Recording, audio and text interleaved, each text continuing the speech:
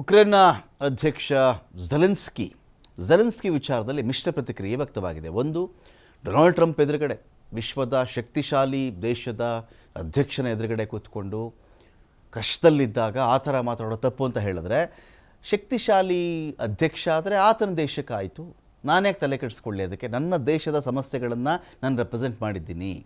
ಹಿಂದೆ ನೆರವು ಕೊಟ್ಟಿದ್ದಂಥ ವಿಚಾರಕ್ಕೆ ಸಂಬಂಧಪಟ್ಟಂತೆ ಈಗ ಅದಕ್ಕಿಂತ 5 ಪಟ್ಟು 6 ಪಟ್ಟು ಖನಿಜ ಸಂಪತ್ತಿನ ಮೇಲೆ ಒಂದು ರಾಷ್ಟ್ರ ಕಣ್ಣು ಹಾಕೋದು ಎಷ್ಟು ಮಟ್ಟಿಗೆ ಸರಿ ಅಂತೆಲ್ಲ ಚರ್ಚೆಗಳಾಗಿದೆ. ಇದರ ಮಧ್ಯೆನೇ ಉಕ್ರೇನ್ಗೆ ಎಲ್ಲ ರೀತಿಯ ಮಿಲಿಟರಿ ನೆರವನ್ನು ಕೂಡ ಅಮೆರಿಕ ನಿಲ್ಲಿಸಿದೆ. ಇಲ್ಲಿ ಯಾವ್ಯಾವ ನೆರವು ಮಿಲಿಟರಿ ವಿಚಾರದಲ್ಲಿ ಉಕ್ರೇನ್ಗೆ ಹೋಗ್ತಾ ಇತ್ತು, ಉಕ್ರೇನ್ಗೆ ನೆರವು ಕೊಡೋದು ಅಂದರೆ ರಷ್ಯಾ ವಿರುದ್ಧವಾಗಿ ಸೆಣಸ್ಲಿ ಅಂತ ಅಷ್ಟೇ. ಇದೀಗ ಪುಟಿನ್ ಪಕ್ಕ ಬಂದು ಟ್ರಂಪ್ ಅಲ್ಲಿ ಕೂತ್ಕೋತಾ ಇದ್ದಾರೆ. ಇಲ್ಲಿ ಪುಟಿನ್ ಕರೆದು ಒಂದು ಮೀಟಿಂಗ್ ಮಾಡಿದಾಗ ಅದರಲ್ಲಿ ಉಕ್ರೇನ್ ಅಧ್ಯಕ್ಷ ಝೆಲೆನ್ಸ್ಕಿಗೆ ಅವಕಾಶನೇ ಇರಲಿಲ್ಲ. ಅಲ್ಲಿ ಯಾವ ರೀತಿಯ ಸಂಧಾನವನ್ನು ಇವರು ಮಾಡಿದ್ರು ಈ ಪ್ರಶ್ನೆ ಕೂಡ ಇರುವ ನಡುವೆನೇ, ನಾನು ಉಕ್ರೇನ್ಗೆ ಇನ್ಮೇಲೆ ಯಾವ ತರಹದ ಮಿಲಿಟರಿ ನೆರವನ್ನು ಕೊಡಲ್ಲ ಅಂತ ಟ್ರಂಪ್ ಕೂತಿದ್ದಾರೆ. ಹಾಗಾಗಿ ಟ್ರಂಪ್ ಝೆಲೆನ್ಸ್ಕಿ ವಾಗ್ವಾದ ಆದ 3 ದಿನಗಳ ಬಳಿಕ ಅಮೆರಿಕ ಘೋಷಣೆ ಮಾಡ್ತಾ ಇದೆ, ಉಕ್ರೇನ್ಗೆ ಹೋಗ್ತಾ ಇದ್ದಂಥ ಸರಕುಗಳು ಅರ್ಧ ದಾರಿಯಿಂದನೇ ವಾಪಸ್ಸಾಗಿಬಿಟ್ಟಿವೆ. ಇಲ್ಲಿ ಉಕ್ರೇನ್ ಎಲ್ಲಿವರೆಗೆ ಯುದ್ಧವನ್ನು ಸ್ಟಾಪ್ ಮಾಡಲ್ವೋ ಅಲ್ಲಿವರೆಗೆ ನಾವು ನೆರವನ್ನು ಕೊಡಲ್ಲ, ನೆರವು ಸ್ಥಗಿತ ಮಾಡ್ತೀವಿ ನಾವು. ಈ ಬಗ್ಗೆ ಸಾಮಾಜಿಕ ಮಾಧ್ಯಮದಲ್ಲಿ ಟ್ರಂಪ್ ಪೋಸ್ಟ್ ಮಾಡಿದ್ದಾರೆ.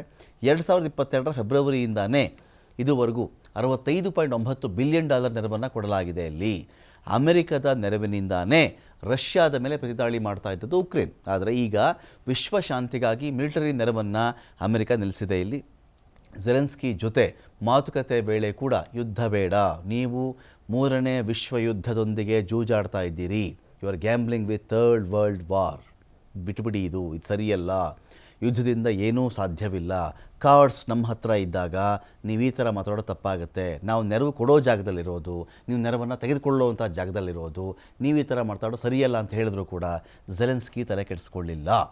ಯುದ್ಧ ಯಾವುದೇ ಕಾರಣಕ್ಕೂ ನಾನು ನಿಲ್ಲಿಸಲ್ಲ ಅಂತ ಹೇಳಿ ಝೆಲೆನ್ಸ್ಕಿ ಎದ್ದು ಹೋಗಿದ್ದು, ನನ್ನ ದೇಶಕ್ಕೆ ಬಂದು ನೋಡಿ, ನನ್ನ ದೇಶದ ಜನಗಳ ಪರಿಸ್ಥಿತಿ ಎಲ್ಲಿದೆ ಅಂತ ಬಂದು ನೋಡಿ, ನೀವ್ಯಾಕೆ ಸಪೋರ್ಟ್ ಮಾಡ್ತಾ ಇದ್ದೀರಿ, ನೀವು ನಂಗೆ ನೆರವು ಕೊಡಬೇಕು, ಎಲ್ಲ ಝೆಲೆನ್ಸ್ಕಿ ವಾದ ನಡೆದಿತ್ತು ಒಂದು ಕಡೆ. ಇದೀಗ ಉಕ್ರೇನ್ಗೆ ಹೋಗ್ತಾ ಇದ್ದಂಥ ಎಲ್ಲ ಮಿಲಿಟರಿ ನೆರವನ್ನು ಅಮೆರಿಕ ಸ್ಥಗಿತಗೊಳಿಸಿದೆ.